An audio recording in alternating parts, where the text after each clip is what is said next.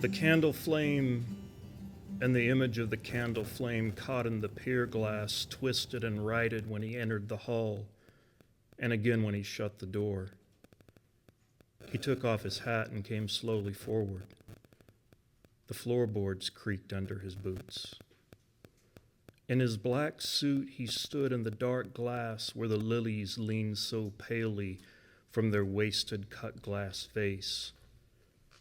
Along the cold hallway behind him hung the portraits of forebears only dimly known to him, all framed in glass and dimly lit above the narrow wainscoting. He looked down at the guttered candle stub. He pressed his thumbprint in the warm wax pooled on the oak veneer. Lastly, he looked at the face so caved and drawn among the folds of funeral cloth, the yellowed mustache, the eyelids paper thin. That was not sleeping. That was not sleeping. It was dark outside and cold and no wind. In the distance, a calf bawled. He stood with his hat in his hand. "You never combed your hair that way in your life," he said. Inside the house, there was no sound save the ticking of the mantel clock in the front room. He went out and shut the door. Dark and cold and no wind and a thin gray reef beginning along the eastern rim of the world.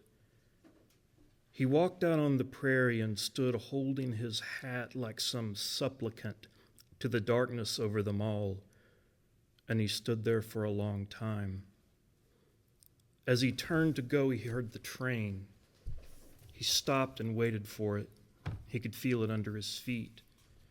It came boring out of the east like some ribald satellite of the coming sun, howling and bellowing in the distance, and the long light of the headlamp running through the tangled mesquite brakes and creating out of the night the endless fence line down the dead, straight right-of-way and sucking it back again, wire and post, mile on mile, into the darkness after where the boiler smoke disbanded slowly along the faint new horizon, and the sound came lagging.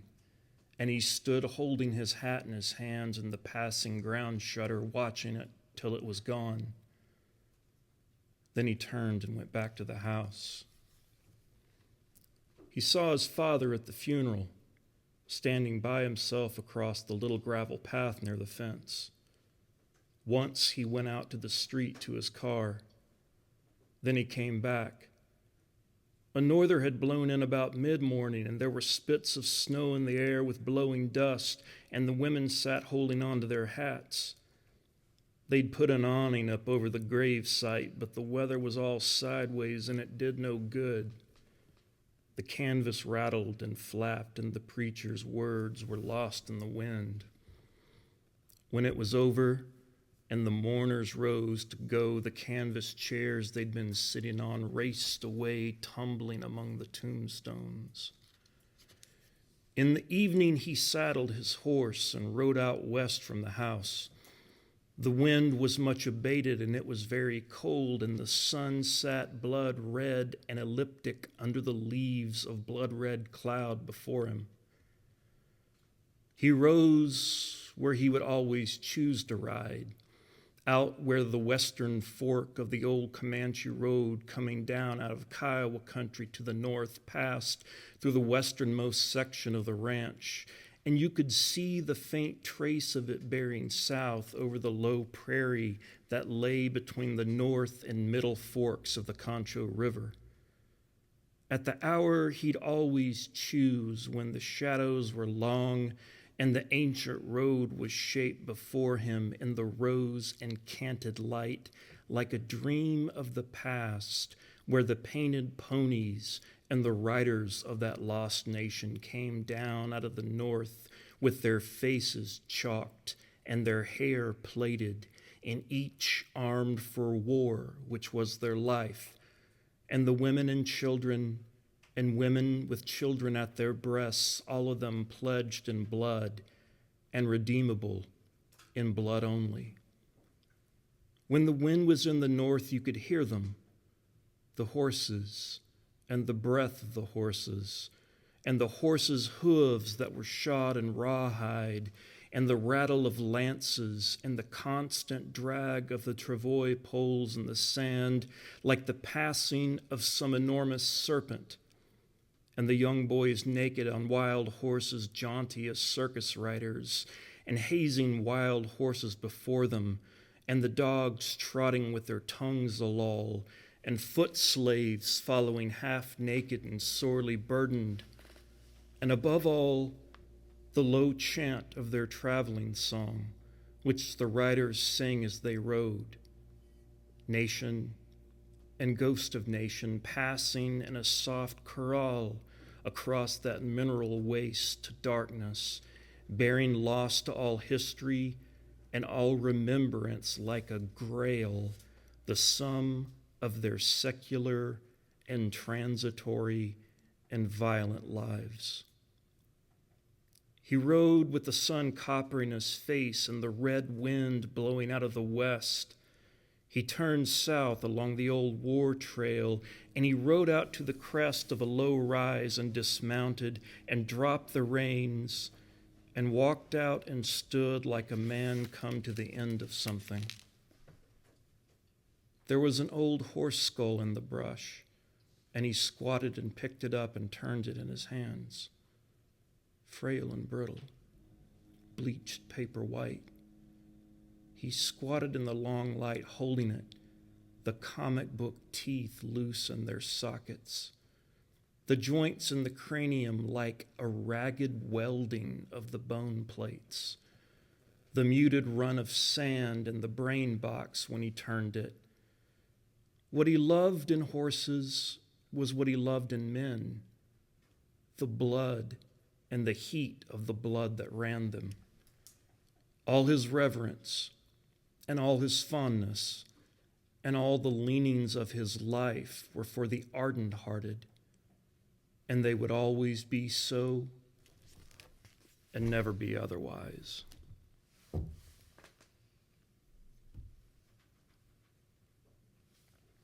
In this passage I just read you guys, what do we know just from these pages about John Grady Cole, and how does McCarthy characterize him?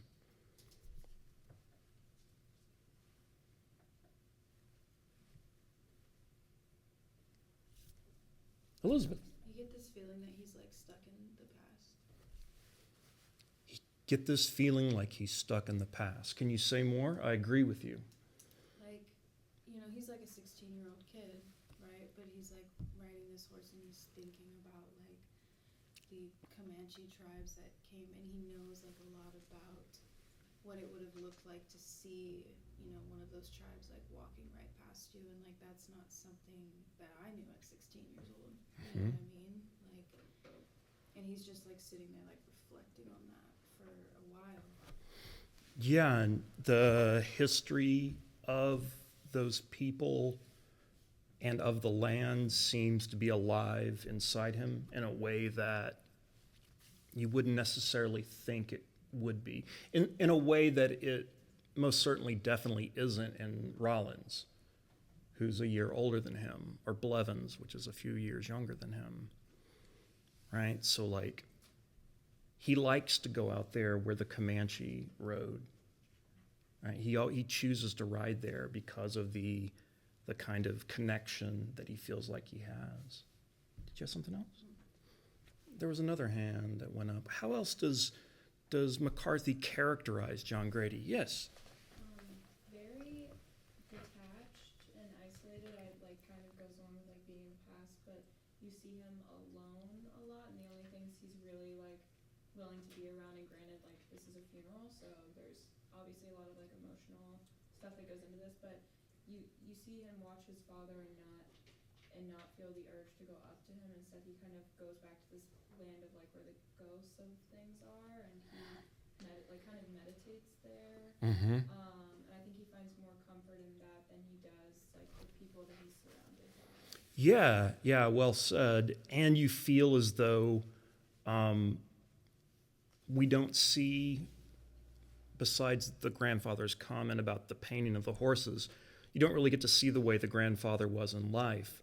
But the aftermath of this, has been desolating to John Grady. It's a complete shock to his system. He's like numb with the grief of this thing that's happened. He loved this old man. This old man was more than a father to him, and probably has to do with John Grady's connection to this older time, right? So those things are definitely true. Are there other things about his characterization? Yes.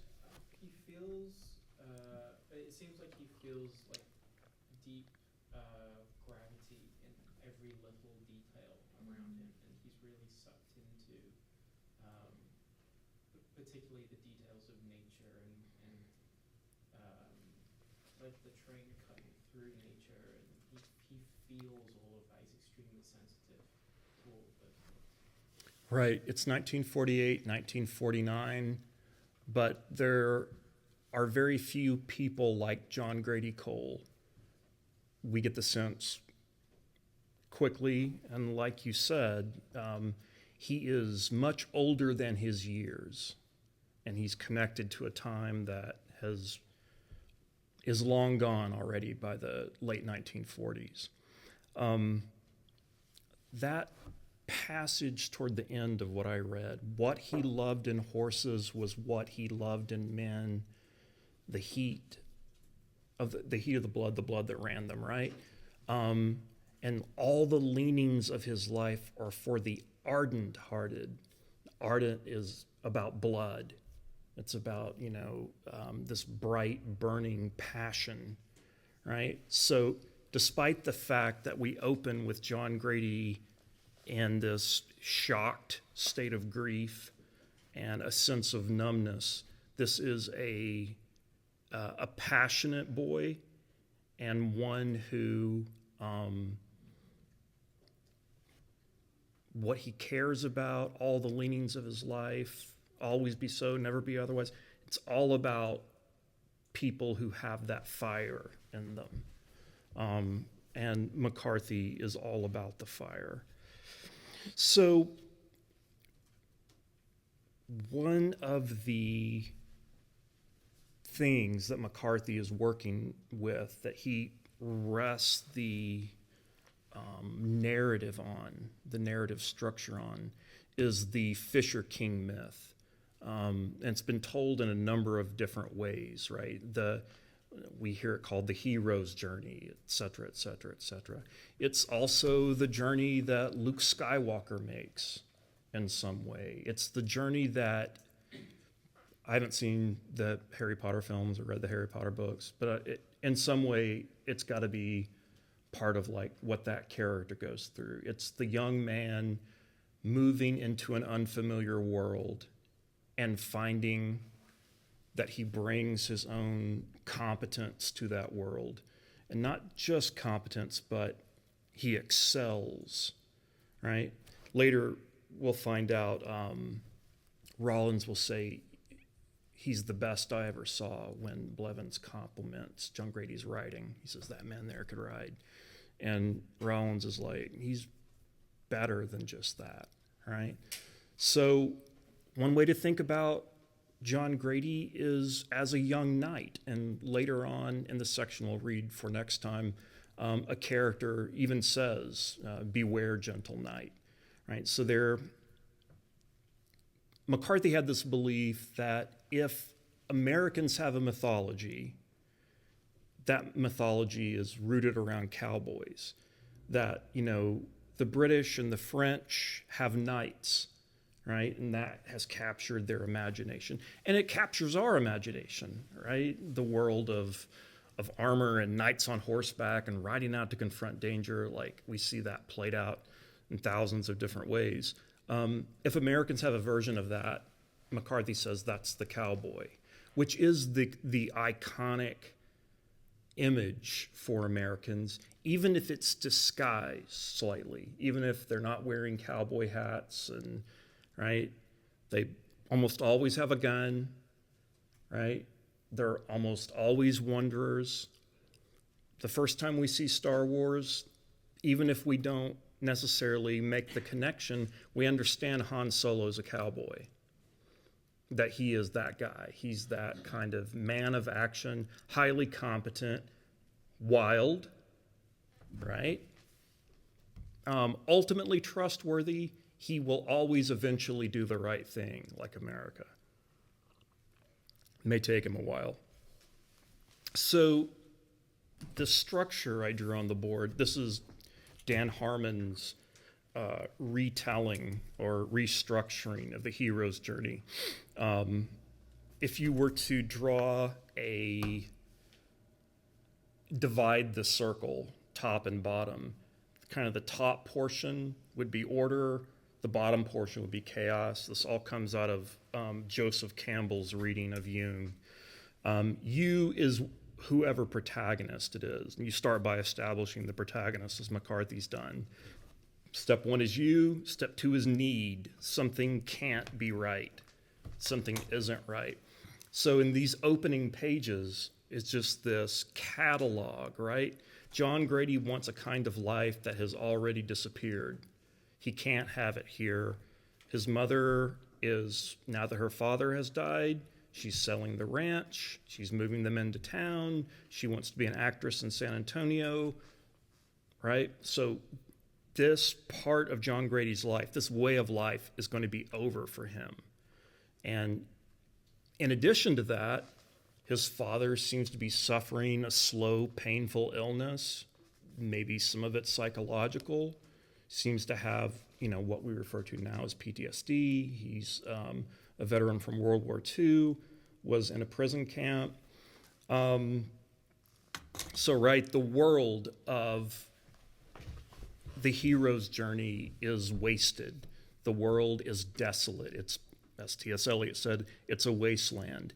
And in order to have anything worth having, the hero must fare forth, or as Dan Harmon says, the hero must go, right? And the hero crosses the threshold from order into chaos, and then encounters a number of obstacles. In this particular story, what is the moment of crossing the threshold?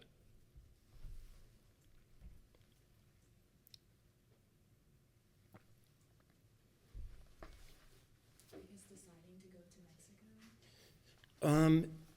That's a moment, right? That's the going part, but the threshold crossing comes a little later. Any ideas about that? I mean, they talk about when they have to go over fences. Is it somewhere around there?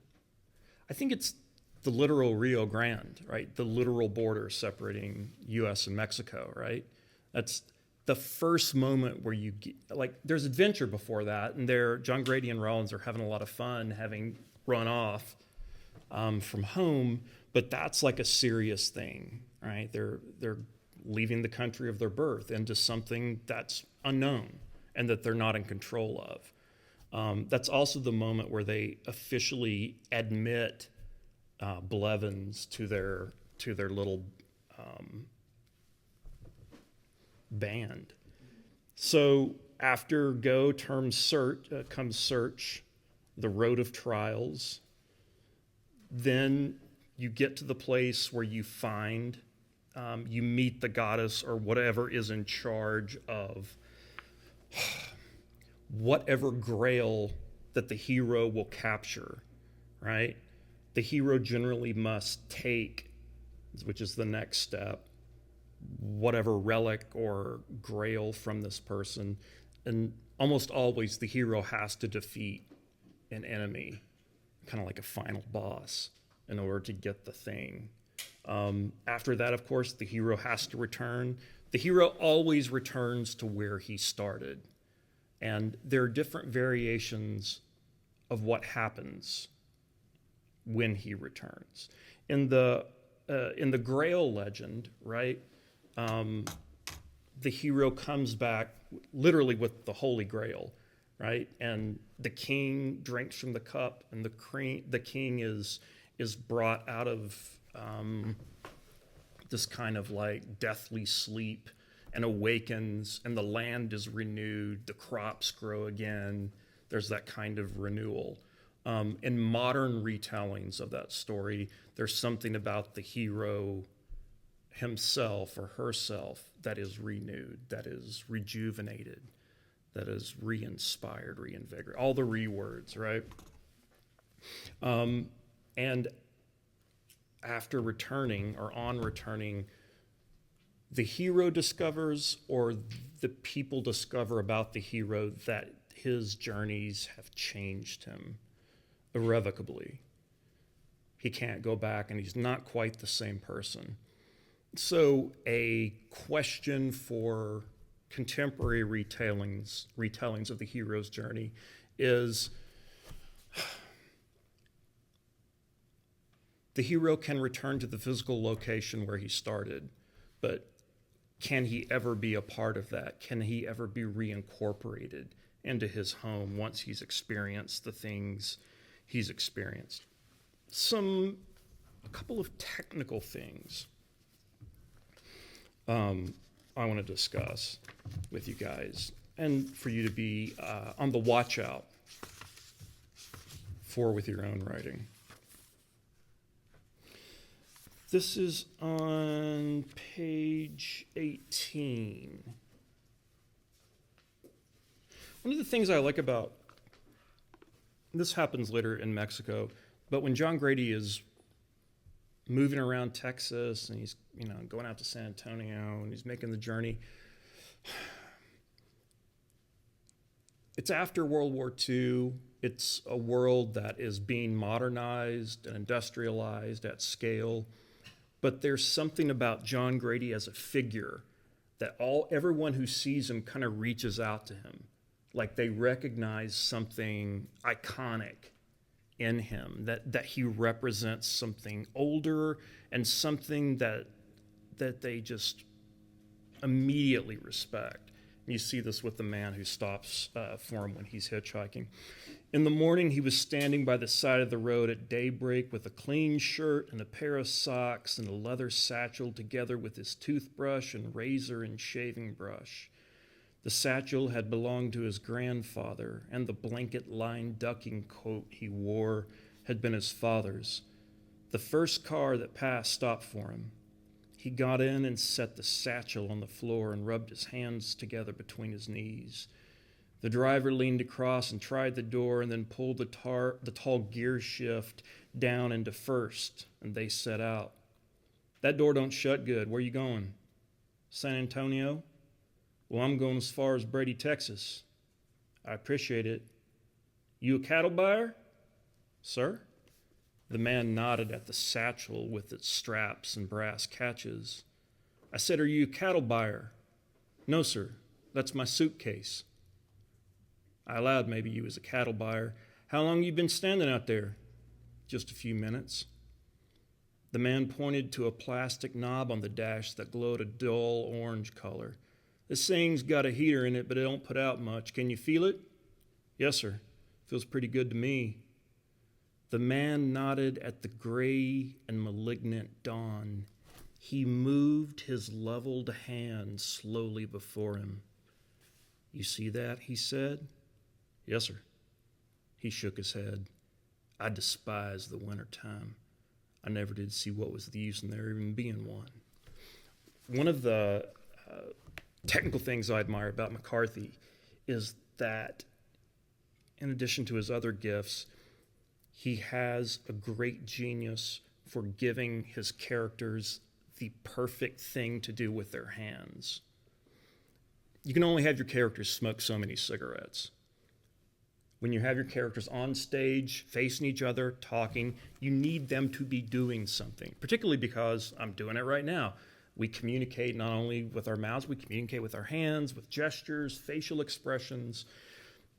Cormac can find like the perfect thing for characters to do. And so when the man moves his leveled hand, right, when he's kind of tracing out the gray and malignant dawn. He moved his leveled hands slowly before him. You can immediately, as a reader, you can see it. You see this motion, right? So it not only brings the scene to life and gives the reader, grounds the reader, puts the reader's feet down in this world. We see this man and we see this moment. And there's dramatic and emotional weight behind this particular gesture. He does this time and time and time and time and time again. I recommend with your own writing, however you keep notes, I give this advice quite often.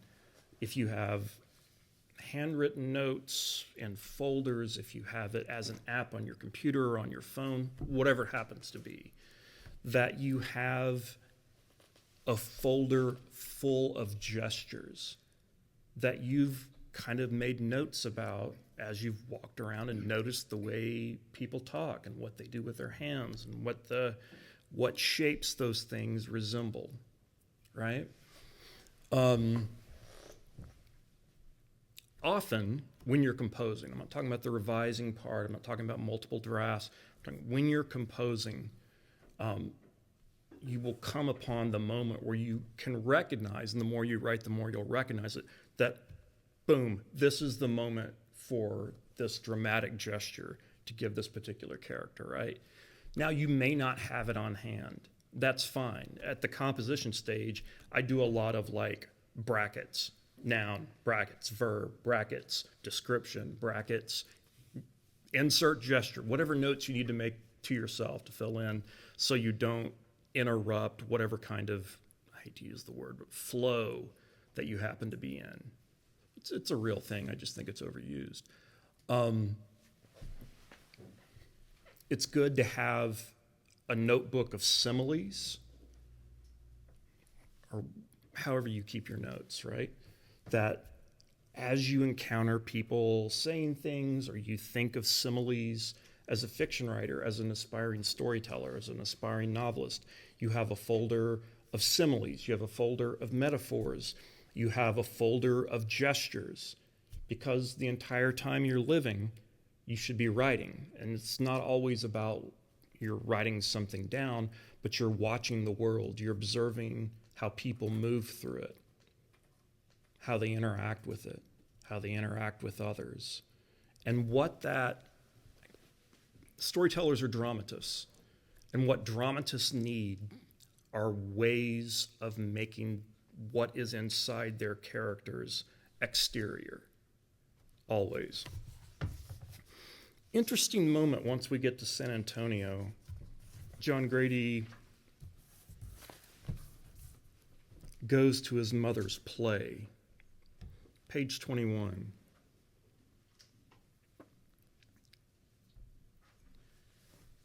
Toward the bottom.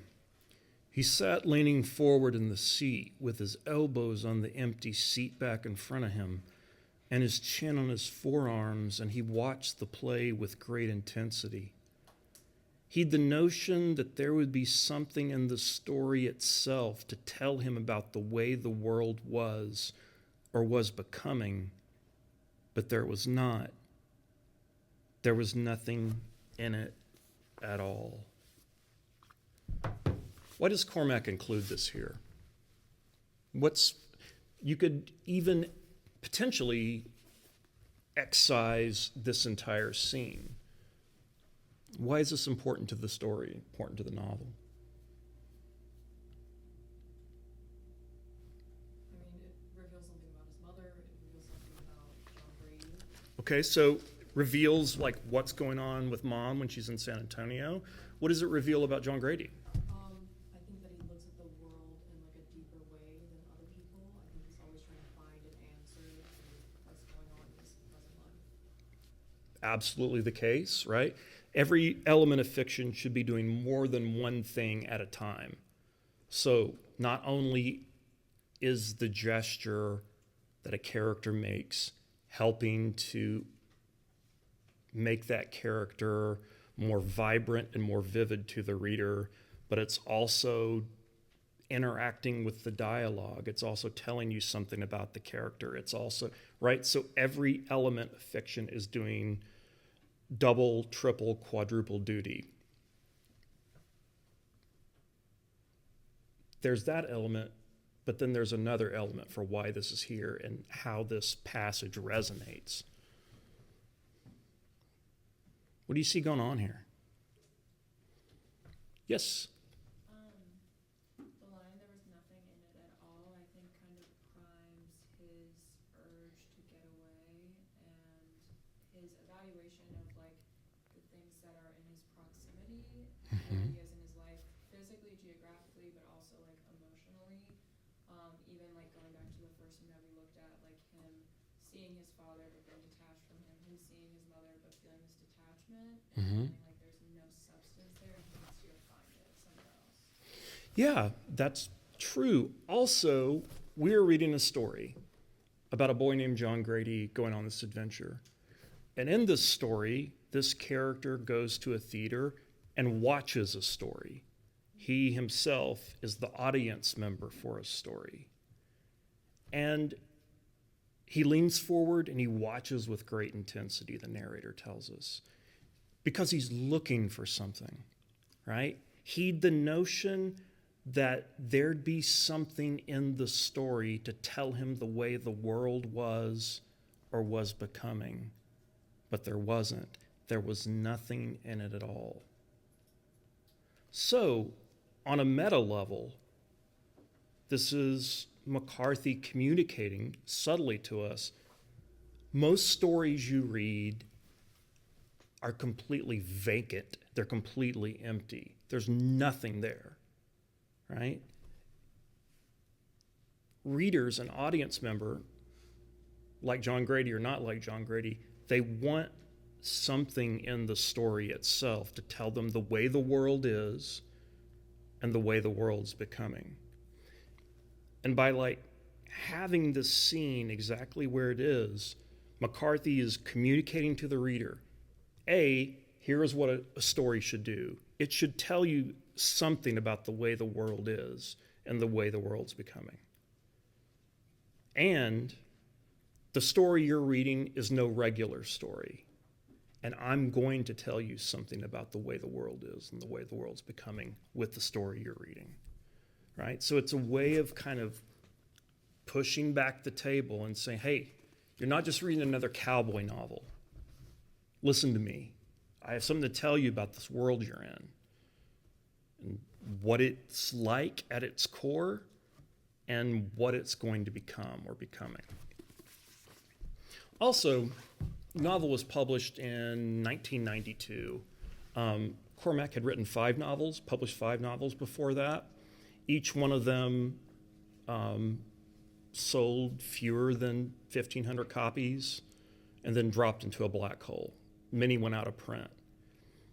And then he was in his late 50s and he started writing this novel, got a literary agent, and he got a big advance for this book because Knopf, Random House, recognized, this has like broader appeal than Blood Meridian or Outer Dark or Suttree, right? And so it publishes, is an instant New York Times bestseller. All of Cormac's back catalog comes back into print. Random House, through their imprint Vintage, put out his other 5 novels, right? People begin to discover, many readers begin to discover Blood Meridian for the first time. People fell in love with this book. This was an enormous splash. So it's a huge commercial success. It's a huge critical success. It wins the National Book Award for Fiction in that fall of 1992. It's a finalist for the Pulitzer the next year. It wins the National Critics Circle Book Award. And Cormac, who had been publishing since he was 30 years old, suddenly had a very high profile. And everyone was like, what's going on with this guy? What else has he written? They wanted to read everything else. So sometimes the books that you write are niche. We're talking about novels that best sell and those that don't, right? It's okay, because prior to writing this, Cormac McCarthy wrote Blood Meridian. He wrote Suttree, right? Which now are considered to be masterpieces. They didn't sell in their time. Blood Meridian sells steadily now. The day of Cormac's death last year, it was number one out of all books on Amazon. Above all the little nonsense books about like atomic habits and like how to like convince women to like date you through like hand signals or whatever, right? All the, if you looked at the top 10 books on Amazon, it's like some nonsense. It's almost always nonsense. And then like number one is Blood Meridian. And several of you have had classes with me, and I've taught Blood Meridian. And boy, would I ever have liked to have been in the living rooms of those people who I've always heard about Cormac McCarthy. What's his best book? Oh, Google Blood Meridian. I'll order that. And then like Blood Meridian lands. Boy, that's like letting the axe murderer into your Christmas party. Pretty great.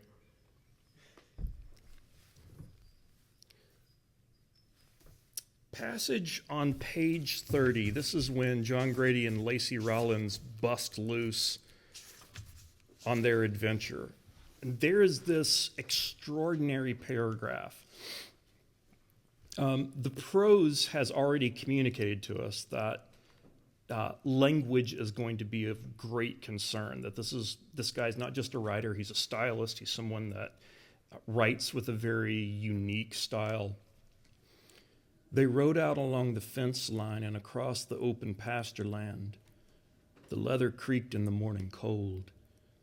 They pushed the horses into a lope. The lights fell away behind them. They rode out on the high prairie where they slowed the horses to a walk, and the stars swarmed around them out of the blackness.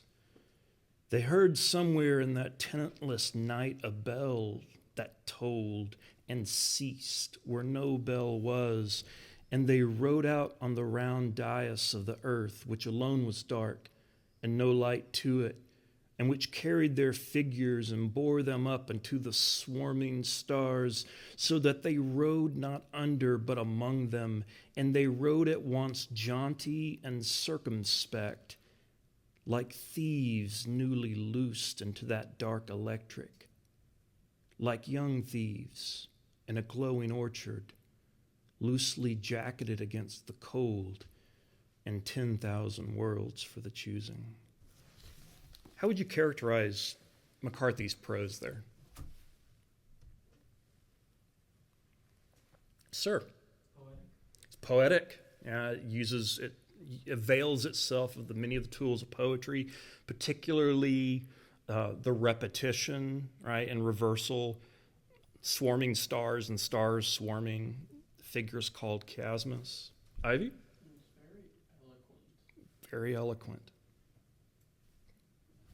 Do you have something? Yes. It's very vivid imagery. It's very vivid. Yeah, I love that the earth is a round dais. Right? A dais is a platform that you put a throne on, and we associate a dais or a throne with a king. But these aren't kings. Well, they're young kings, but they're not strictly kings, they're thieves. Right? And through the poetry of that passage, you have this powerful sense of what it feels like to be young and on an adventure and feeling the electricity of danger. But you're with your buddy and you're on a horse and whatever it happens to be, right? You guys still feel what it's like to be young. I haven't felt that in 150 years. Like, right? You guys still feel that, right? And so, like, while I walk around campus and I'll see, like, guys your age, like, they'll just, like, up and start running for no reason. But they're young and they feel good and they just break into sprints. Like, no old person like me does that. We don't just break into a run.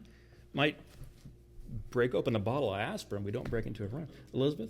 I was just gonna say I really like the metaphor of like them being thieves in like an orchard and Glowing orchard. having thousands of different paths to choose. Yeah. Now, that's McCarthy at his most expansive, right? We're going to see that what McCarthy gives you with one hand, he takes from you with the other. And every choice John Grady and Rollins make narrows the possibilities, slams doors until there aren't that many. I wonder if you could speak on, there's loads of times in here that he uses really long sentences, no commas, no breaks. You have to find it yourself. What's he trying to do with that? Because he does that here as well with all these images. They're just back to back. Yeah, and almost always stitched together with and. And they this, and they this, and then they this, and they this, right? The technique is, the word is polysyndeton, and it's using conjunctions to stitch together these long passages. The effect it has on me as a reader is it's like waves hitting the shore, right? And they just kind of keep coming and keep coming. And there's this kind of intoxicating quality to that.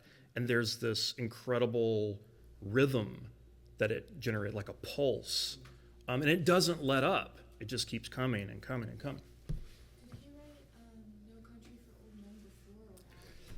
So No Country for Old Men was first written in 1980 as a screenplay. And nobody cared. And so he put it back in the box, right? And then published this, the rest of the Border trilogy, and then he sat down and wrote No Country for Old Men based on his screenplay as a novel. Came out in 2005, massive bestseller. Coen brothers make a film a couple of years later, wins the Academy Award for Best Picture, like huge success, right? So yeah, after. Because I feel like reading both No Country for Old Men and Blood and Meridian, the writing style is very similar, but it's a lot more poetic and much more intentional, I feel like, in All the Pretty Horses. Yeah, well, it's definitely more interior. You have a lot of what John Grady's thinking and feeling, like a ton, which you don't have any of that in Blood Meridian. There's no inwardness or interiority. McCarthy intentionally cuts all of that out. So we're watching these people, these characters do these things. This is, with the exception of two little sections, that I'll mark them for you guys later on. It's all through John Grady's subjectivity and his POV and how he's experiencing the world. And, this is what a 16-year-old boy coming from this particular place feels about this, that, and the other.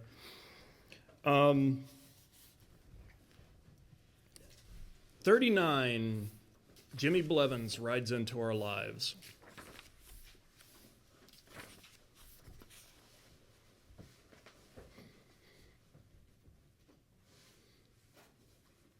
He hadn't been asleep long before John Grady kicked his boot. He sat up and put on his hat and looked. A rider was coming along the road. Even at that distance, they both remarked on the horse. He came along till he was not more than 100 yards down the road. He had on a broad-brim hat and bib overalls. He slowed the horse and looked down the Bajada directly at them. Then he came on again. "It's some kid," Rollins said. "That's a hell of a horse," said John Grady. "Ain't it, though? You think he saw us?" "No." "What do you want to do?" "Give him a minute and we'll just ride into the road behind him." They waited till he was all but out of sight, and then they untied the horses and mounted up and rode up out of the trees and into the road. When he heard them, he stopped and looked back. He pushed his hat back on his head and sat the horse in the road and watched them. They rode up one at either side. "You hunting us?" said Rollins. He was a kid about 13 years old. "No," he said, "I ain't hunting you." "How come you following us?" "I ain't following you." Rollins looked at John Grady. John Grady was watching the kid. He looked off toward the distant mountains, then back at the kid, and finally at Rollins. Rollins sat with his hands composed upon the pommel of his saddle. "You ain't been following us," he said. "I'm going to Langtree," the kid said. "I don't know who you all are." Rollins looked at John Grady. John Grady was rolling a smoke and studying the kid and his outfit and his horse. "Where'd you get the horse?" he said. "It's my horse." He put the cigarette in his mouth and he took a wooden match from his shirt pocket and popped it with his thumbnail and lit the cigarette. "Is that your hat?" he said. The boy looked up at the hat brim over his eyes. He looked at Rollins. "How old are you?" said John Grady. 16. Rollins spat. "You're a lying sack of green shit. You don't know everything. I know you ain't no goddamn 16. Where you coming from? Pandale? You seen us in Pandale last night, didn't you?" "Yeah." "What'd you do, run off?" He looked from one of them to the other. "What if I did?" Rollins looked at John Grady. "What do you want to do?" "I don't know. We could sell that horse in Mexico." "Yeah. I ain't digging no grave like we done the last one." "Hell," said John Grady, "that was your idea. I was the one said just leave him for the buzzards." "You want to flip to see who gets to shoot him?" "Yeah, go ahead." "Call it," said Rollins. "Heads." The coin spun in the air. Rollins caught it and slapped it down on top of his wrist and held his wrist where they could see it and lifted his hand away. "Heads," he said. "Let me have your rifle." "It ain't fair," said Rollins. "You shot the last 3. "Well, go on then. You can owe me." "Well, hold his horse. He might not be gum broke." "You all are just funnin'," said the boy.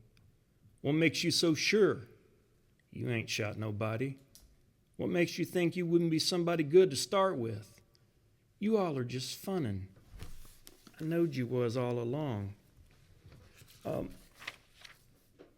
McCarthy is very interested in ideas about choice in this particular novel. Now, later on,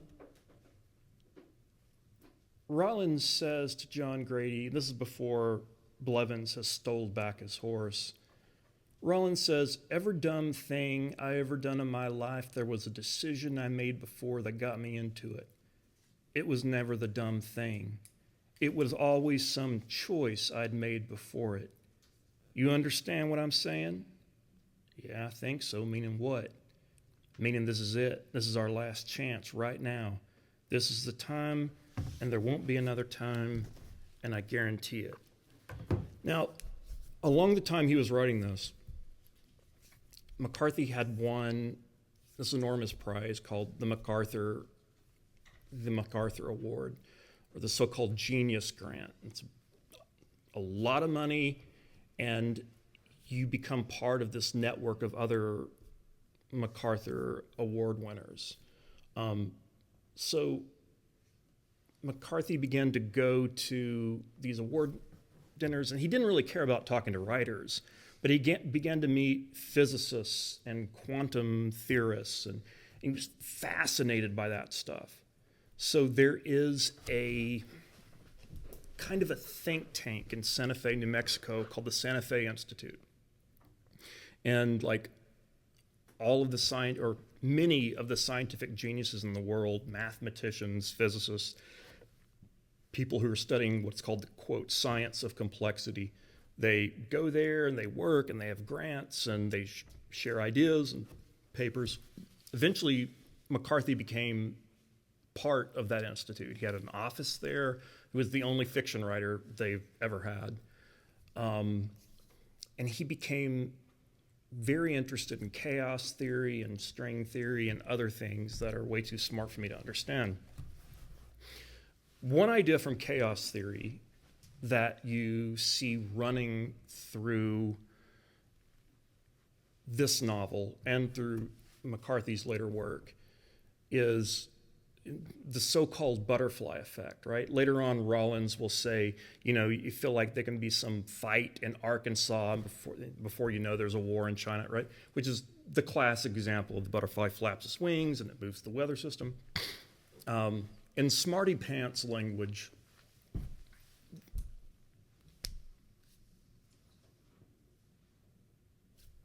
the idea is, quote, Situations have an infinite sensitivity to initial conditions. Well, what in the hell does that mean? Here's what it means. So, we believe that we can accurately predict, and we can, to a certain degree, accurately predict what tolerances the various materials in this building need to have to support the weight of the floor above, et cetera, et cetera, et cetera. So there are some things that you can predict quite well. Now, you know from your own lives, if you check your weather app or you watch the news to see what the weather is tomorrow, pretty reliably, they're right about what the weather will do tomorrow, right? If you've ever checked the 10-day forecast, you know you might as well go play the lottery, because meteorologists don't know what the weather's going to do in 10 days. They have no idea, because the system of weather is too complex, and the more variables you begin to enter, the more complex they become, and they become unmeasurable, right? There are things that are quite simple that are unmeasurable. So, you ever seen this thing that happens? You light a cigarette, or you see somebody light a cigarette, and they're in a room, and say they just rest their hand on a table, and the smoke travels like straight up, and then it gets a few inches, and it starts to wiggle back and forth, right? It does that weird shimmer thing. So, at a certain time, when science was purely Newtonian, purely cause and effect, scientists said, okay, we're not sure what's causing that, but we're sure if we got in a sealed, hermetically sealed environment, right, and we put the cigarette in a holder and we lit it and we controlled the conditions and there were no vents, there was no movement of air, that the cigarette smoke would just go straight up until it disappeared, right? Well, they do that experiment. They realize, no, it goes up and then it starts, and they don't know why, and they can't measure why, because there are too many variables, right? And they begin to compound. So, in narrative terms, McCarthy's interested in this idea that the important choice that you make it before you realize there's even a choice. You see this in No Country for Old Men, where Llewellyn Moss thinks, oh, if I go on the run, or I run far enough or fast enough, I can get away from this psycho. But he doesn't know about the transponder, right? People talk about the fact that he brings water back to the crime scene on the Bajada, and to the man, the narco who's dying out there. And that's what gets the people on his trail. Well, that doesn't matter, because he's already made the choice to take the briefcase back home, and that briefcase has a transponder in it. So his effort of charity or of mercy doesn't affect the situation at all. Or to some degree, they get him a little sooner. John Grady and Rollins are 16-year-old kids, 16, 17-year-old kids who look a little older, right? And then there's this kid they don't want with them, right? They just get the sense that he's trouble, whatever, he's an outsider. Now, because they're kids, instead of just saying, hey, get out of here, they don't do that, right? They pretend like they're outlaws and they're going to shoot him. And Blevins not only sees through that, but he then recognizes, oh, they're kids like me. This is something I would do.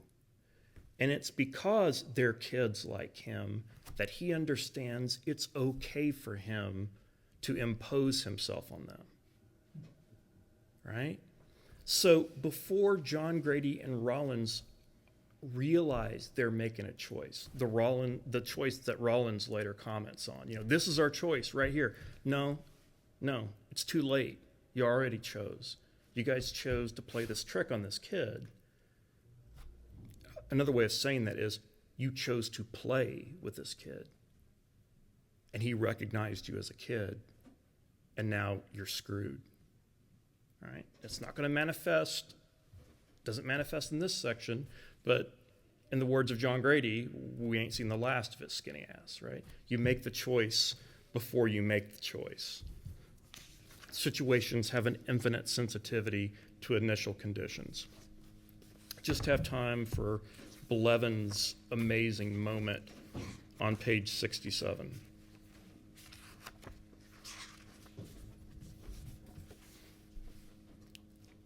They're coming out of being drunk.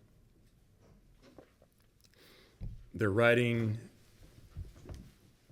They slumped bleary-eyed in their saddles and looked at one another. Shrouded in the black thunderheads, the distant lightning glowed mutely like welding seen through foundry smoke, as if repairs were underway at some flawed place in the iron dark of the world. "It's fixin' to come a good'n," said Rollins. "I can't be out in this," said Blevins. Rollins laughed and shook his head. "Look, listen at this," he said.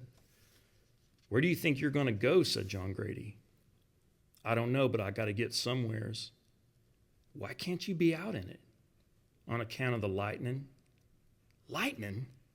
"Yeah." "Damn if you don't look about halfway sober all of a sudden," said Rollins. "You afraid of lightning?" said John Grady. "I'll be struck sure as the world." Rollins nodded at the canteen hung by its strap from the pommel of John Grady's saddle. "Don't give him no more of that shit. He's come down with the DTs." And what follows is almost entirely one sentence. "It runs in my family," said Blevins. "My granddaddy was killed in a mine bucket in West Virginia. It run down in a hole 180 feet to get him and couldn't even wait for him to get to the top. They had to wet down the bucket to cool it before they could get him out of it, him and 2 other men. It fried him like bacon. My daddy's older brother was blowed out of a derrick in Batsonfield in the year 1904. Cable rig with a wood derrick, but the lightning got him anyways, and him not 19-year-old. Great uncle on my mother's side," I said, "got killed on a horse, and it never singed a hair on that horse, and that killed him graveyard dead. They had to cut his belt off him where it welded the buckle shut. And I got a cousin ain't but 4 years older than me, was struck down in his own yard coming from the barn, and it paralyzed him all down one side and melting the fillings in his teeth and soldered his jaw shut." "I told you," said Rollins. "He's gone completely dipshit. They didn't know what was wrong with him. He'd just twitch and mumble and point at his mouth like." "That's an out-and-out liar. I never heard one," said Rollins. Blevins didn't hear. Beads of sweat stood on his forehead. "Another cousin on my daddy's side, it got him. It set his hair on fire. The change in his pocket burned through and fell on the ground and set the grass alight. I done been struck twice. How come for me to be death in this one ear? I'm double bred for death by fire. You got to get away from anything metal at all. You don't know what'll get you. Brads in your overalls, nails in your boots." "Well, what do you intend to do?" He looked wildly toward the north. "Try and outride it," he said. "Only chance I got."